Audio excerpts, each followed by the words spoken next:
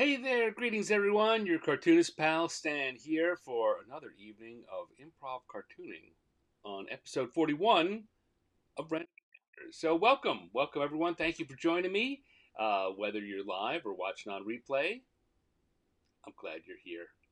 And we're gonna do some more cartooning tonight. We're gonna do our usual mix up where we take uh, random encounter tables, like the kind you find in role playing games like Dungeons and Dragons, and I'm realizing that I forgot to do part of my setup.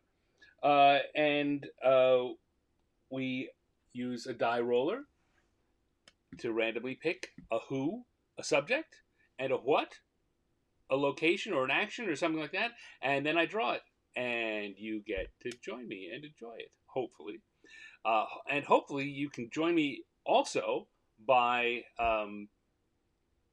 drawing along too. You want to bring your own pad or electronic tablet or napkin and crayons. Just draw along for the fun of it. This show is about the fun of drawing. That's what I hope comes across in what I'm doing here. I hope that you feel the fun. The reason I do this is it's just fun. This is artistic playtime, and I invite you to play along with me. So, without any further ado, let's dive right in, shall we? So I'm going to come over here and I'm going to switch screens. And we're going to come, these are our random encounter tables for the evening. Interesting stuff going on.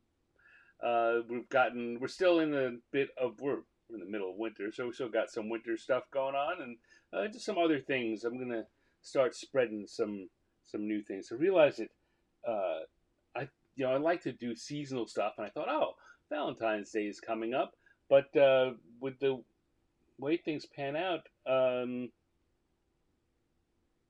just looking at the calendar here, we've got only one more show. I've got to get whatever Valentine's Day stuff in next show, because after that, the show after it'll already be past. Got to be organized. Got to jump. Gotta move fast in this world. So let's do it. We're gonna come over here, and we're gonna go to our die roller. And as we do, we're gonna go once, twice, third time. We got a 6, which we know is adventurers. And once, twice, third time is a 1. This happened last show. That was exactly what we started with, a 6 and a 1. I'm beginning to think I may need to find a more random randomizer. All right, so we got a 6 and a 1. That is adventurers at the gym. Okay, at the gym seems like a good one. I use that in the intro, the promo screen during the countdown and the advertising for this episode. I drew the baby New Year at the gym. My thought was so many people take the getting healthy, going to the gym as their New Year's resolutions, that it would be fun to show the baby New Year still at the gym, even though it's made it to February. That's the thought. But here we're gonna have adventurers at the gym. Valentine's calls for. Yeah, I don't know, Linnea. I'll figure something out. You want to put suggestions in the chat here, either watching live or afterwards. I get notified when you leave comments in the chat with suggestions for things you'd like to see on a Valentine's Day uh, random encounter table. Blah, blah, blah. Having one of those evenings. Anyway, hello Linnea, hello Dale. I'm guessing that's going to be hello to Dave and hello to Cindy also. Happy birthday, Cindy. Thought I didn't notice. Well, I'm sure you saw on Facebook that I did see. It's Cindy's birthday today, so everyone sing happy birthday. Da, da, da, da, da. Good, time to draw. Adventurers in the gym. So let's get in here a little closer, and I think maybe my main part of this drawing is going to be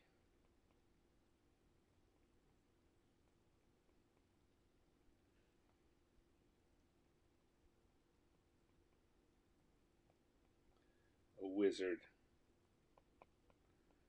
matching up a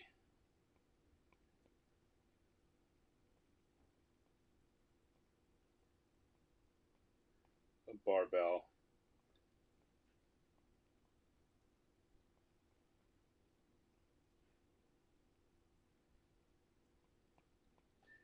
That's how you do it, right? I mean, if you're a wizard,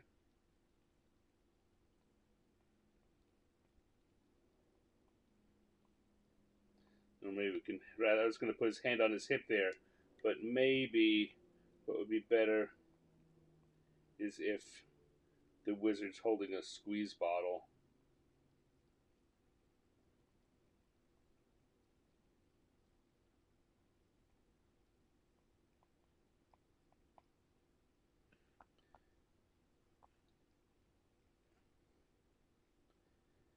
And what could we? And that's a good central character. If I grab that, I'm just thinking about how much space it'll take and whether there's room to add anything else. Maybe if I grab this and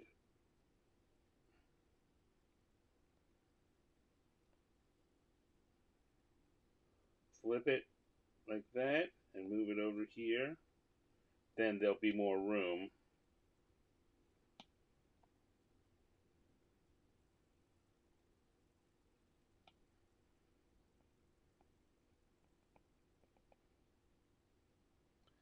I suppose if I took this and moved it over here, I could just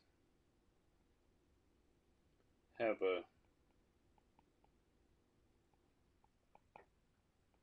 halfling staring up. Maybe the halfling's getting ready to do some lifting too. And that'll harken back to that drawing at the start too. Now that's making me want to take those barbells and move them again. So I will. This is the kind of thing you can do when you're working digitally. If I was working traditionally, I could still do a lot of that, but it would require erasing. Right? Never. I think really you should never be afraid to erase and start again if you have an idea. Sometimes, particularly if we're doing stuff like this, it is just for fun, and it doesn't really matter in the end how it turns out. You know, it just scribble and change the scribbles. That's what I do when I got a chance to look at my notebook. I mean, it would be full of half finished ideas. You know, don't never be afraid of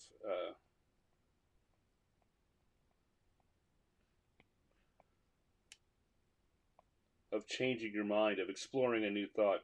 You know, when you're drawing a finished piece, you should have already gone through this. I already talked last time about how this is a good. Sometimes this show gives a good idea of the question to where do your ideas come from, because we randomly pick some things and I start drawing and I change my mind, and sometimes you throw an idea out for me that I add to it, or I'll throw out what I thought originally and replace it with what you thought, and in the end I come up with something I never would have. And that's what creativity is like in general, or doing for me when coming up with ideas. You're playing around with different things, and you don't get too attached with them while you're playing around. And then when you have something that works, well, then that's when you kind of dig down deeper. And same thing, it's good metaphor for the sketching. I always am encouraging you with when you're doing your drawing not to dive in too heavily at first. Put your lines in light so you can play with them and move them around a little and find the ones that work. So more effort you put into and darker you draw the first lines, the harder it is to take them out when you maybe have a different or a better idea. Hello, Torin. Thanks for joining, man. It said, what program are you using? Yes, Dale is right. I'm using Procreate. I use Procreate on an iPad Pro with an Apple Pencil. None of this is sponsored, I always say. A, so that people know, and B, so that Procreate and Apple know that I'm totally up for a sponsorship. I'm open. If you guys want to, give me a call. All right, that's a good start. Let's get in there, and we're going to go to our lines layer, and we're going to add in and start putting in some lines. As I also generally remind you, you should start with lines. Start with the lines you're confident in. You want to be able to build your drawing up, and every time you have to take a line out, it pulls apart the other lines that are associated with it. So you want to start with lines you're confident in.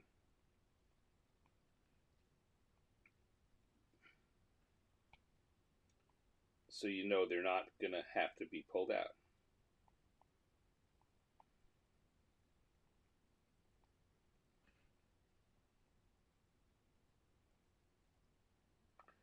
So I'm pretty confident with all of those, and now we're going to get to some ones that I'm maybe a little less confident in.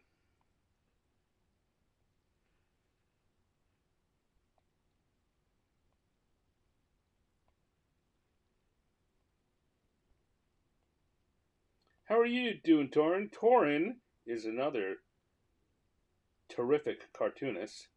If you're not following him on Facebook or Instagram or other places, you should. Torin, go ahead. Feel free to put um, your links in the chat where people can find you. Torin does a D&D themed uh, 20-minute monster video, live streaming video, which is terrific. He's goes through several of the old school monster products and does a very quick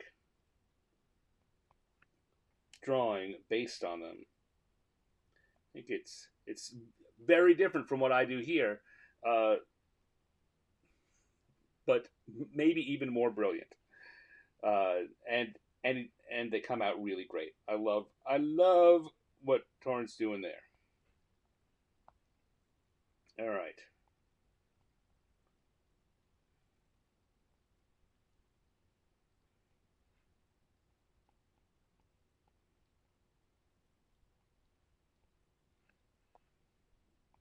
Okay, so we got our wizard here. And he is, where do I want to start here? Probably want to start with this line.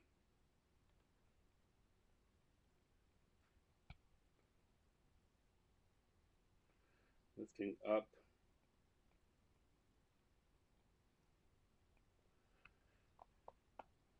some dumbbells.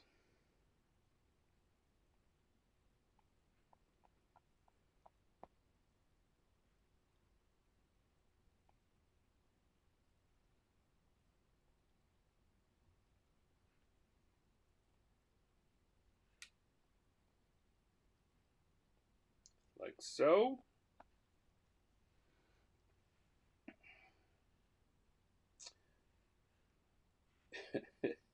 Not, not as much of a workout when you use some magic, but then again, that's what the wizard's got to do. He doesn't need the muscles. He needs strong magic.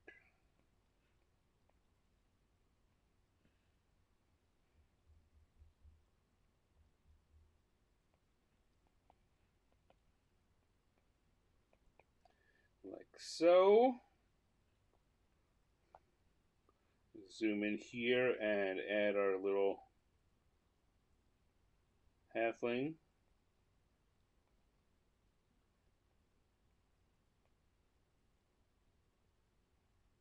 His opinion, of course, is you're doing it wrong, dude.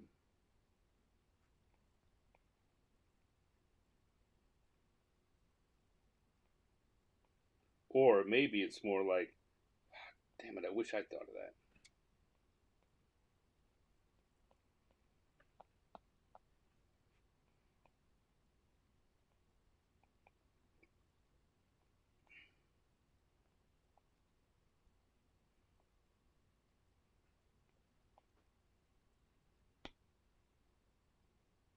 You see, when you're drawing digitally, even more.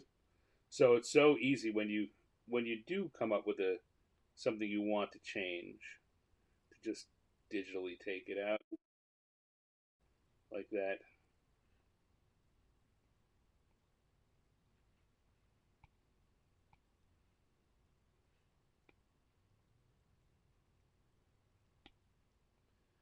But like I say, even when you're drawing physically, don't be shy about that. It's not that much harder to erase or scribble over it. It's just digitally, you never have to see that line again.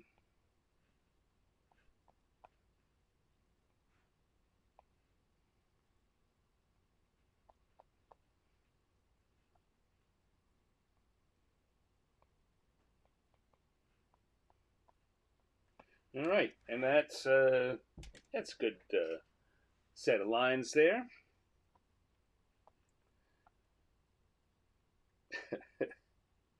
I imagine that if this were some more than just a single panel thing here, I'm sure that working something with the fighter smacking the wizard in the back of the head, or something like that.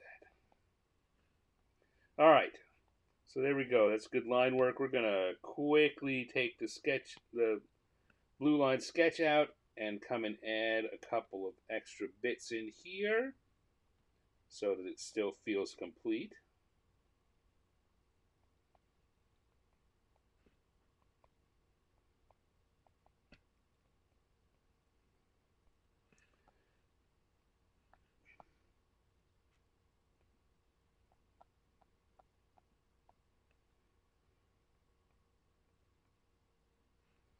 And then we'll add some color quickly. And go into the colors layer and switch my brush over to the gloaming brush. That lets me get that kind of crayony, markery feeling to it. So I can do that incomplete coloring that I'm always going on about.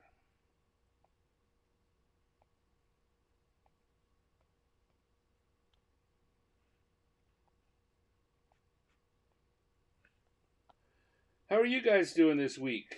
We're saying before, we're already in the month of February. How has your first month of 2024 treated you? Anyone have any great revelations? How are you guys doing on your New Year's resolutions?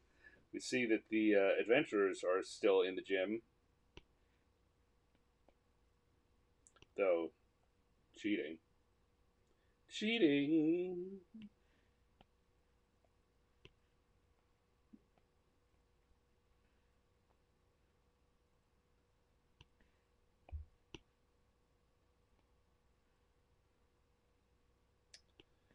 Let's see. I'm gonna go for a blue. Everyone wears blue gym shorts, so that's a good place to start on both of these guys. And maybe a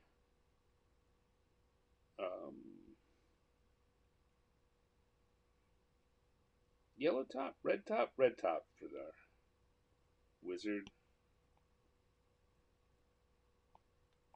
And I'm still using that coloring in the shapes incompletely to get that feeling of uh, you know the crayony markery feeling where you don't have to get the whole thing colored if you look like you're defining the shape.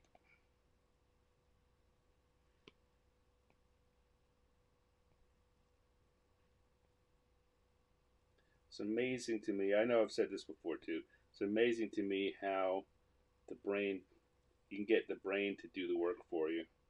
Get your audience's brains to do the work for you. If you just know how to play them a little.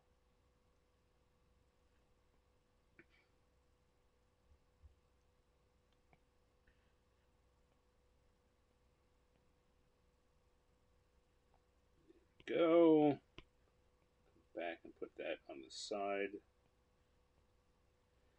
And you see I'm also doing that, repeating the colors. Right? Two things that are similar, you just use the same color. Don't worry about it. It's something that we first learn when we're doing um, coloring with crayons. So we only have, say, a 10-pack. And you've got no choice. You just got to make do with what you've got. But that works out even when you have infinite choices. You just use the same color for similar things, either similar in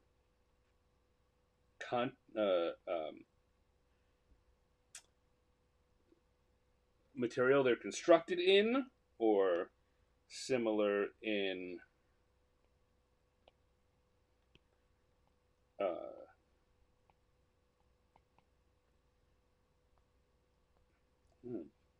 my brain is blanking on examples, but you just create a anything you want to have that feeling of similarity to, colored in the same color, and the brain again is going to fill in the spots for you. All right, he's in white so that he looks like he has, or he's in blue for my highlights there, so the beard looks like a clean white. If I used gray, it would have looked like a little bit of a dirtier white. Hello, Nicholas. Thank you for joining us.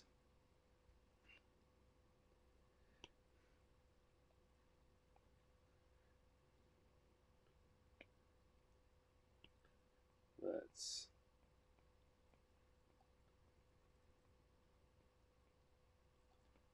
use purple for the color of magic.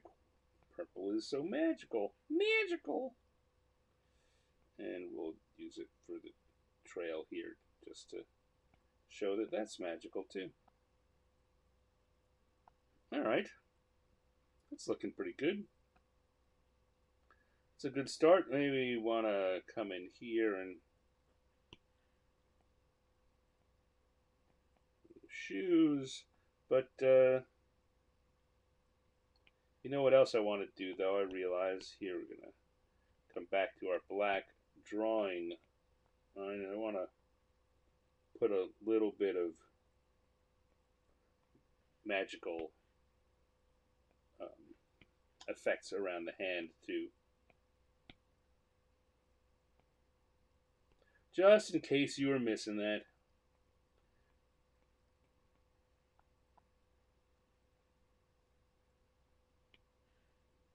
I keep thinking of things I want to add here to the drawing a little.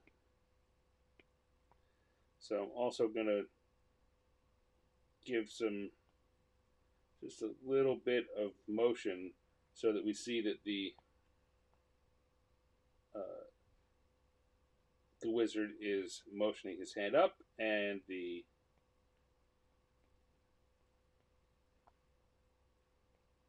weight is responding. Green is the color of magic, says Dave. Yes, in the world of Matt Wagner's Mage, it is. But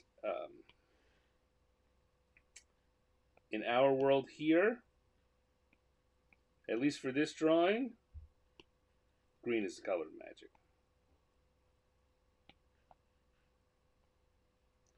For those of you who haven't ever read it, Matt Wagner's Mage comic book is, even 40 years later, well worth the read, and less because he did follow-up series.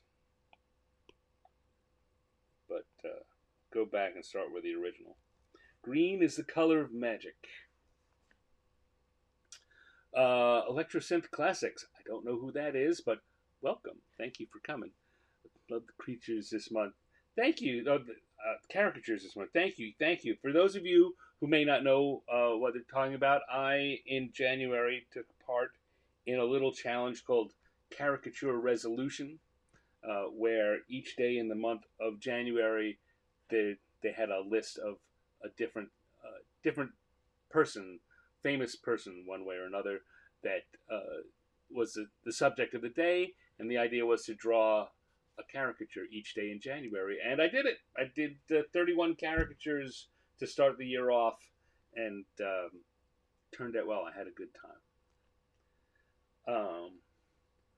What was the original Mage storyline? Asked Dale. Well, I will get to that in a minute because we're going to wrap this one up here and get started on the second one. And now I've got something to talk about. Okay, go back to inking. We're going to come in here and we're going to put a little stand at the bottom and say we have adventurers at the gym. All right, so that's done, and it's time to move on to our second drawing. So I'm going to close this up, turn it off, turn on the next one, and turn on our encounter tables. Come back here and have another roll at it. So let's see what the dice give us a second time around. I got once, twice, the third time is a 5 for who? And once, twice, third time, 3. 5 and 3. Let's come back and see what that is. 5 is a T-Rex, and 3 is in the bubble bath. That's very relaxing. T-Rex in the bubble bath. That's what we're going to be drawing for round 2. So, turn that off, come back here, put back the blue sketch, and now go back to Dale's question of what was the original Mage storyline. So the basic storyline of Mage is about a guy who, just an ordinary guy who runs into a someone who claims to be a wizard and claims that he's got our ordinary guy has magical powers. It turns out that the first series is called Mage the Hero Discovered, and that's because the whole storyline is about him discovering the truth about who he is and what his powers are and all that. I don't want to ruin the details of what the answers turn out to be, but the series is about this guy first denying that he is at all special, and then finding out that there is a lot of really weird mythical stuff happening around him, and that he has people who recognize him and agree to fight with and for him, and yeah, I say the subtitle, it's Mage. Mage is the title of the whole series. This section is called The Hero Discovered. And that's because the 12-issue series is about the discovery of who he is and what the reality of this world is.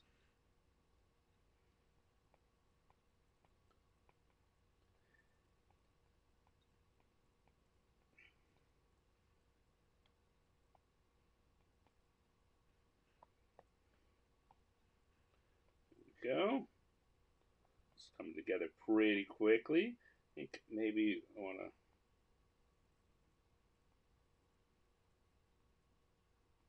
give him a rubber ducky.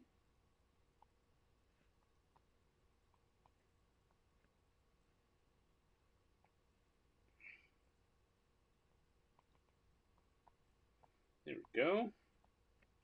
If I grab that and make it bigger now, just because of I made it a little oblong. It's a little rectangular. It's not going to fill up the space quite as high as cleanly as it might, but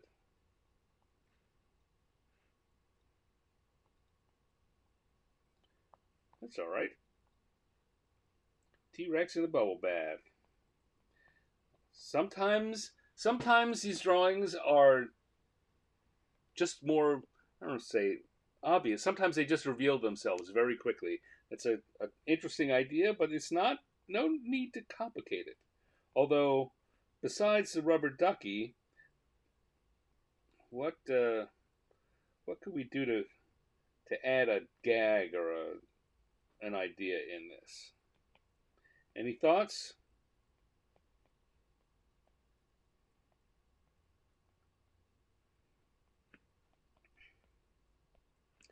Rather than a rubber ducky, the problem I was thinking about making the rubber ducky some other thing, but it's still got to read as a rubber ducky, right? Whatever it is, whether it's a rubber raptor or something else.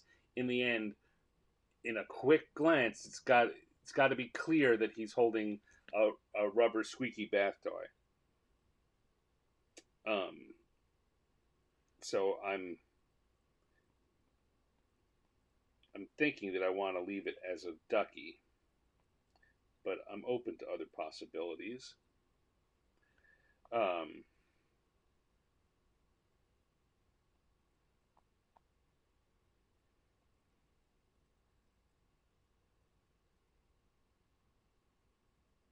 I'm thinking.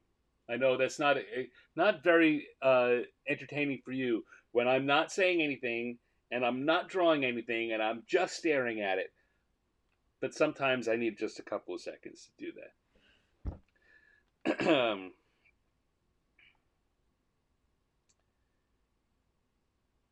All right, we'll go from here. I'd originally thought just to take up some space that I might draw a shower head coming down there.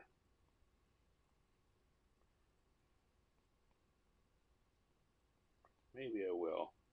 I'm not sure that's going to stay.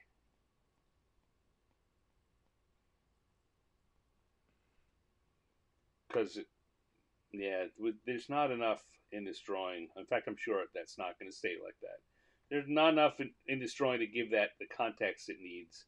Uh, for the same reason that the ducky needs to clearly be there. When you're doing something this pared back, got to make sure that anything you add in is immediately clear what it is, where it connects up, and having that having the shower head up there is not really going to do it. I suppose if I did this and I put bath curtains, but then we're getting very much more complicated. So I think we're gonna stick with this. That's what we're gonna do here.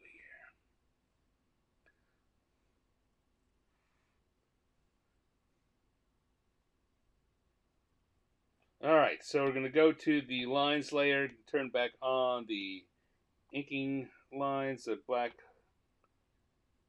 color. Make sure I'm on that layer correctly.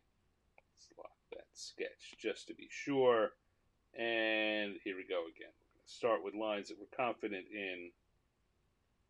This one, the sketch came together pretty quickly, and I think the drawing is too.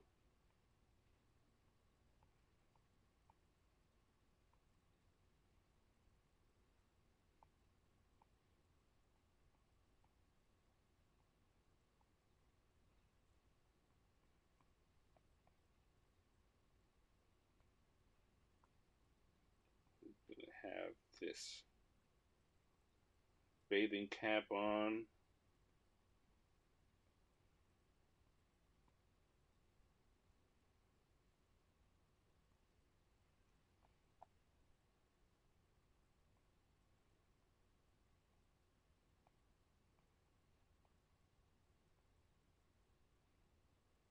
Bathing caps were always a thing that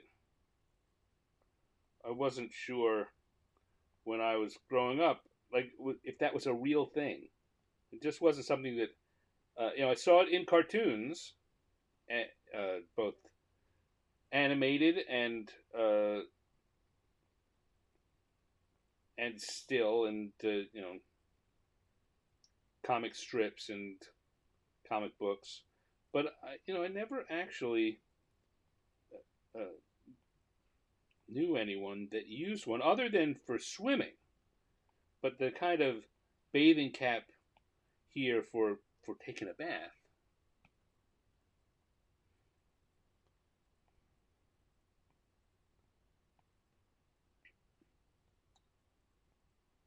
I never really knew if that was a real thing.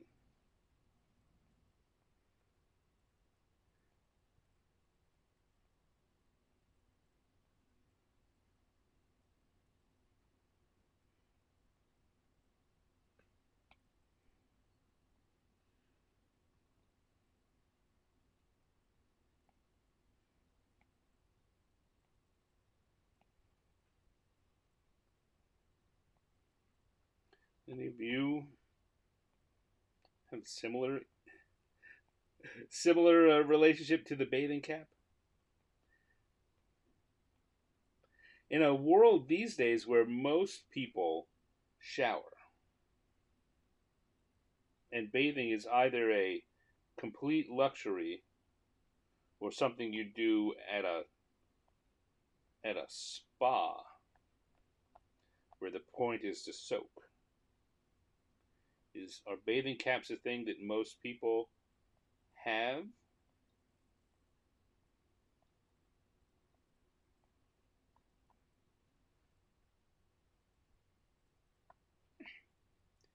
Trying to keep his feathers dry. I say, yeah, no, this is probably more of a old school Tyrannosaurus, a not correct, because I haven't put any feathers on him. I've, in fact, given him scaly skin in just the way we know was probably not the case.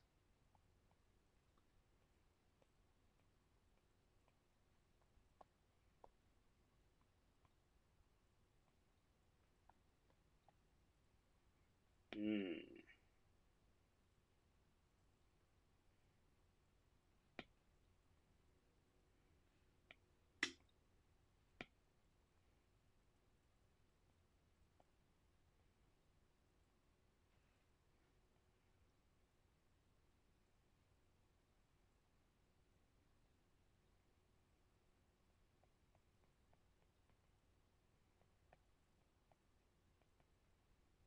there we go.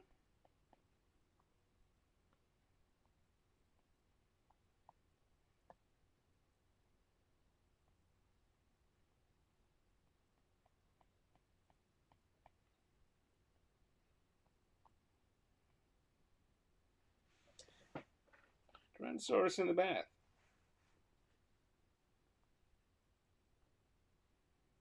That's the weird thing here. Is this hand is holding the uh, rubber ducky is certainly more far out than that Tyrannosaurus could probably reach.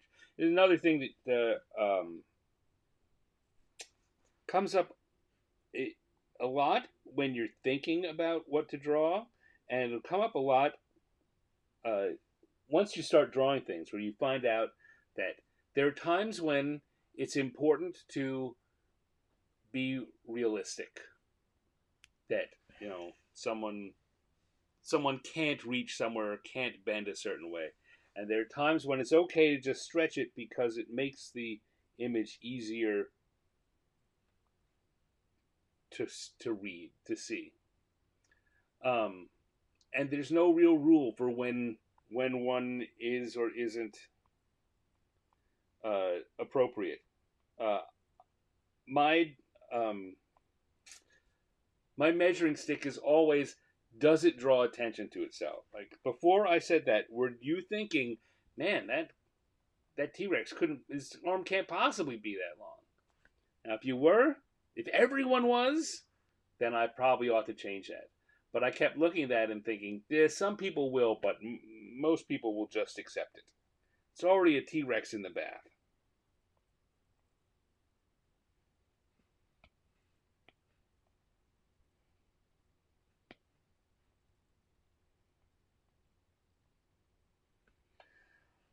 guess the thing we've got in both of our drawings so far tonight are random bubbles floating around.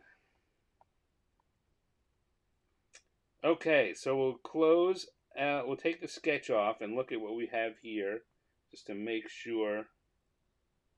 So now what I could do, now that I do that, now that I take that sketch out, it suddenly does look a little more improbable because I had too much of the arm showing there in the hand. I do that, and that suddenly solves it for me. I feel that that works, whereas the other one didn't.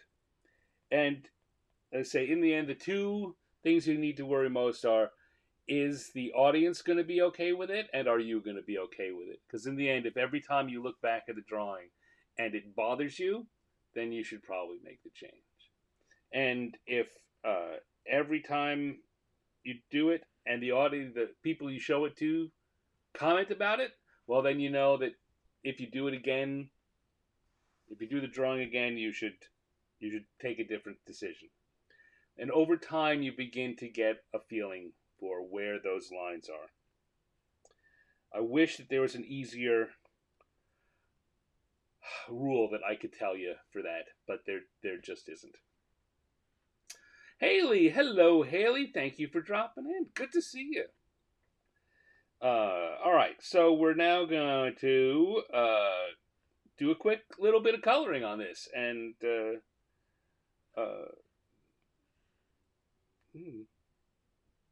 make it sing.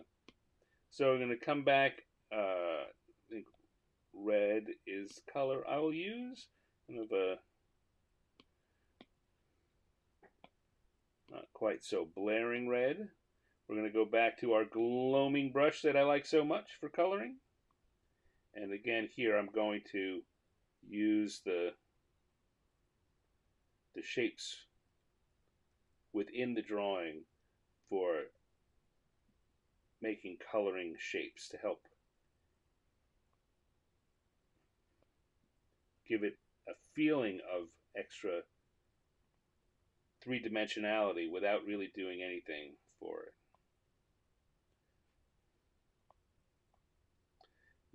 Again, as I say, making the viewer's brain work for me. So you see here again, I'm taking this as one round object, and this is another round, an oblong object.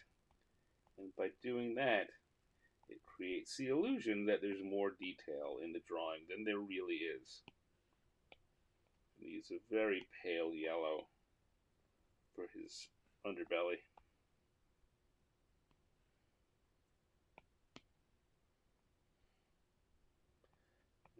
Do that side and this side differently to create the feeling of a side and a bottom of that foot. Same thing over here.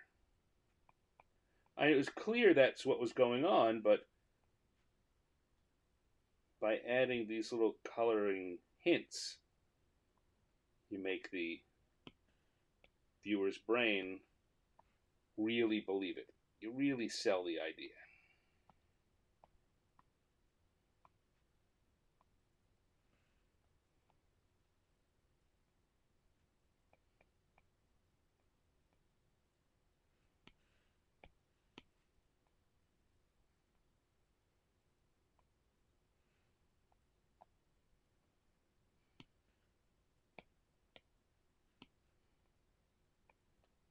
Darker color for the nails, I think, just to highlight them.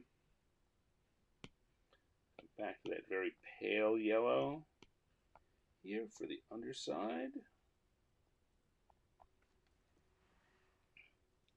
Now, we're going to deal with the issue of white, in that the tub and the bubbles, the lather, are both going to be mostly white, but we want them to seem different. And again, the way I'm going to do that is I'm going to use a different color for each when I'm doing the shading. I'm going to use a bluish gray here for the tub. Maybe even, you know what, I'll even go for a white, a very light blue to give it a feeling that it's, you know, a bathtub, you know, white porcelain.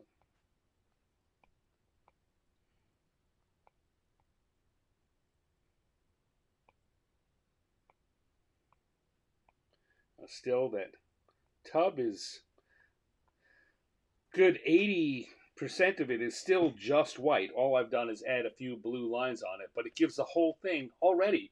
You look at those two and you think that the color of the tub, the white of the tub is different than the white of those bubbles, right? Look at it, right. They seem like they're two different colors, but right here and right here, we know are exactly the same, but they don't feel the same because by putting the highlighting there, we're getting the brain to do that bit of work for us again. Now here, I'm going to use a pink. I'm going to use a pink for the bubbles. And that's really going to highlight that. This again, the foam, the bubbles here, are still going to be 85% white, maybe even more. But because I'm adding this pink as a highlight, and just look how different they just seem so different. Don't they? I mean, they do to me. It's all about getting the brain to interpret it. Like this. The color, the white here, maybe I'll pick this area and this area, or let's use this area. They look like they're different colors, but we know they're not. I don't. Are you guys getting annoyed with me being that amused or focused on that? So I think that if there's any bit of educational purpose to this, teaching these little tricks, things you can do to make your drawing better, or to notice in the drawings of other people that you come across. Now we're also going to, didn't do this on the first one, but we got a little extra time here. I'm going to add some other shadows like the shapes that I talked about before by adding these shadows on it. It just gives that hint of, a little extra hint of three-dimensionality.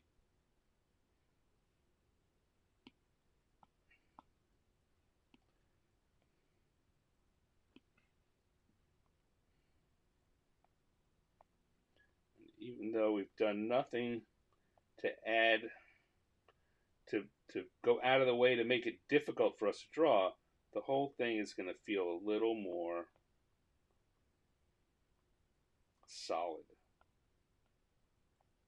just by adding in these little lines, these little bits of color. I always hesitate to call them shadows because they don't.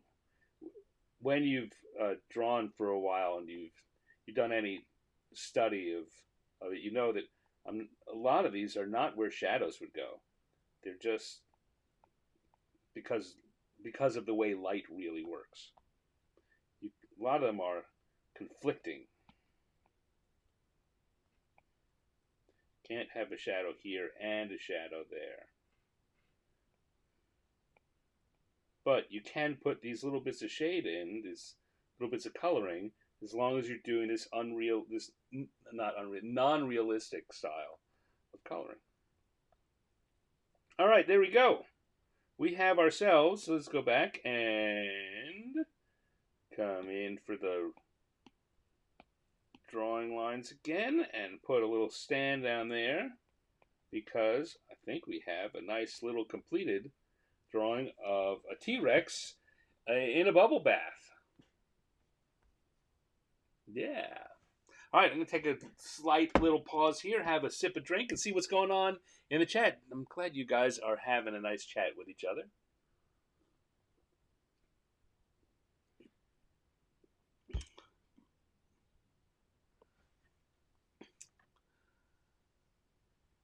Okay. Yeah, you guys are nothing I need to respond to. You're having a very pleasant conversation. Hey, while we're pausing here, I will say that it'd be great if whatever platform you're watching on, you could give the thumbs up or the heart or the like or whatever it is. It helps me out. It helps me with the dreaded algorithms and to get more people to know about the show so we can get more people to show up and have some fun with us. Um, I I was about to think about doing telling you about another project I have going on, but I'll save that till the end of the show because things are going good here. Why break the rhythm too much? One more little sip. Feel my mouth a little dry. And let's go on. So we finished our second drawing. T-Rex in a bubble bath. Let's go back now. We'll close that out. Um, and we will open up our random encounter tables one more time. Do one more roll or one more pair of rolls on the dice, and do a third drawing, and we'll call it good after that. How about that? So come here to the dice rolling app, and we will roll once, twice, third time, and that's a 1 for our who, and once, twice, third time, 1. We already did a 1 on the what, right? Let's go back and look here at the gym, right? So 1 is a satyr. And I don't want to redo at the gym. So what I do in these cases, for those of you who may be new, is I throw it open to the floor. It's always open for you guys to give suggestions on how to interpret things. But now I don't want to redo gym at the gym, but we've got a satyr, and the question is, what is a satyr going to do? It doesn't have to be something on this list. It could be anything. Any suggestion? What do you think we should draw a satyr? Satyr is like the Greek god Pan, the half man, half goat. The little chubby guy with horns and a goat legs and a tail. Uh, what do you think? Satyr. Hmm. Roll another one just. Ooh, that's not what I wanted to do. Just to be safe, but this is your chance. This is your big opportunity, folks. Once, twice, third time. Let's go back here. Now, that's not really wanting to cooperate. Could have snowshoes, a satyr on snowshoes. Stomping grapes seems very, very on the nose and yet still funny. Satyr stomping grapes. That's a distinct possibility. I'm going to turn that off. We'll come in here and just start to noodle around. Again, this is a good estimation of where your ideas come from. Right? I'm going to zoom in so I don't really worry about the size. And so satyrs, just in general, we got like that. Little cloven hooves, little horns on top, goatee.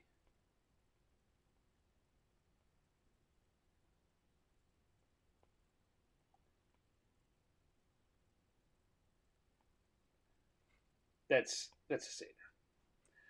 Stomping grapes is possibility. We could have a barrel full of grapes, and we could have satyrs. Tell you the difficulty with satyrs at all is trying to figure out how the legs work. But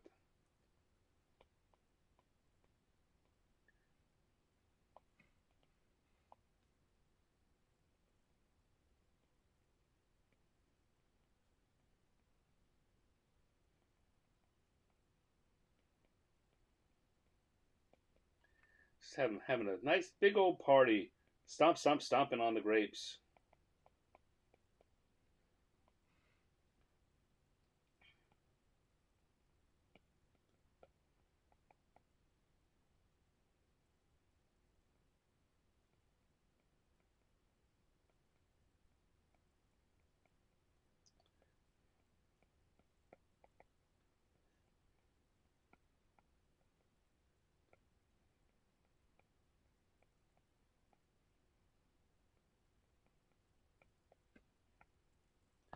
Got some Greek dude sitting here drunk on the floor next to the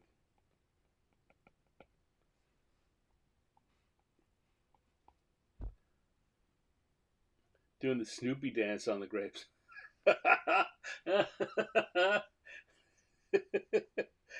That seems like a fun, like, how would I draw Satyr doing the Snoopy dance? Now Snoopy's always in profile when he's doing that. I never figured out how Schultz did that with the feet. Right? It's really this big mess of lines, but every time I do it, it just looks like this weird circular patterns, and it's not. Well, turns out we had a little bit of technical difficulty there, and everything just shut down. I thought that the I knew that the live stream had cut out, but I thought everything was still recording. Turns out nothing recorded. I finished the show, but nothing recorded. So sorry. I mean, it's pretty cool that we've gone 41 episodes and only had this problem twice. Let's hope that it doesn't come back again for another 40 episodes. Anyway, let's wrap up here, and then we'll move on. We'll just put this behind us and move on. So, wrapping up. Despite technical difficulties, we did 3 drawings this week. And we got you got to see through 2.5. And the third one, well, let's start with the first one, and leave the third one for a surprise because you haven't seen it yet. The first one was here. even this backup recording isn't going great. Oh, come on. Here we go. The first one was Adventurers at the Gym. Holy cats! This is a Monday of a Thursday right now. Adventurers at the Gym. Our second one was a T-Rex in a bubble bath. And our third one, which we only got to see a little of, was Satyr's Stomping Grapes. And Dale, I apologize for you not getting to see this completed, but here it is, finished drawing, based on your suggestion. Well done, my friend. So that's going to be it for us this week. I'm going to come back here to just me on the screen, say thank you everyone for tuning in. I can't remember, Dave and Dale and Linnea and Cindy. Who else was here tonight? Torin was here. Thank you for stopping by, Torin. We had a few new people who I really don't remember their names of. Again, my apologies. Hopefully, you can join me again next week and things will go better. Until then, if you're looking to see more of me, you can find that at my, not there, here, at my Instagram. That's where all of the artwork is going to be put up online. Everything I do publicly, I wind up putting on my Instagram. That's a great place to go to see what I've been drawing lately. Right now, as I was saying earlier in the show, you can see a lot of caricatures because I did one a day over the course of January, and they're all up there. And you can, of course, see tonight's cartoons and all the cartoons from the previous episodes.